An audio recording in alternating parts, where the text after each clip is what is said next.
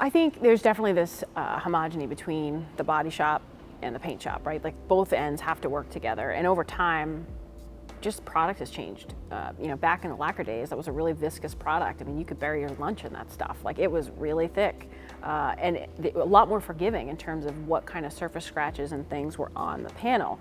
And as we've evolved and as this industry has developed, the coatings have just become thinner and thinner and thinner. We even see it with sandpaper. Like all this stuff is just changing and becoming different.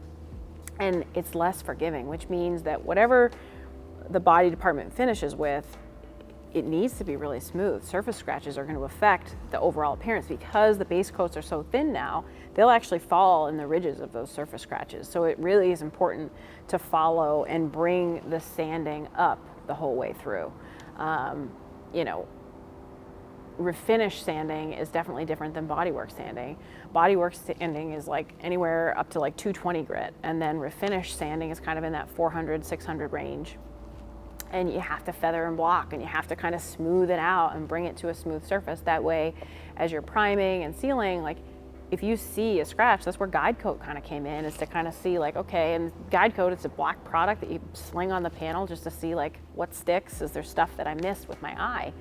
Over time, people I think kind of get that feel with your hand where you can kind of feel the panel and you can feel it, but there are products out there now that really kind of bring to light the things that you're missing so that you don't discover there's a massive scratch in the panel, or massive, but enough that the base coat's going to pick it up, and now you've top coated and there's scratches. Like that's just a Debbie Downer. So really having the body department bring the panel up to the need of the refinish so that the refinish can take it from there. It's a baton toss, right? Like it's a relay race, and it's important that the product going into the paint department is up to snuff. So cliche. In some cases, they're trying to use primer as a crutch to overcome poor bodywork, and that's the inverse. That's not what primer. Yes, there are thicker primers out there. There are some primers that you can reduce, that you can kind of keep as thick as possible, right, to try and hide some things, but that's not the intention of primer.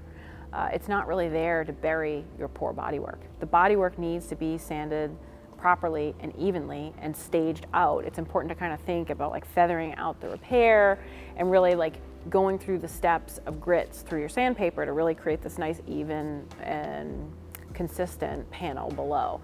The primer, yes, it will hide a little bit, but it's not gonna cover an 80 grit scratch or 36 grit. Like that, no.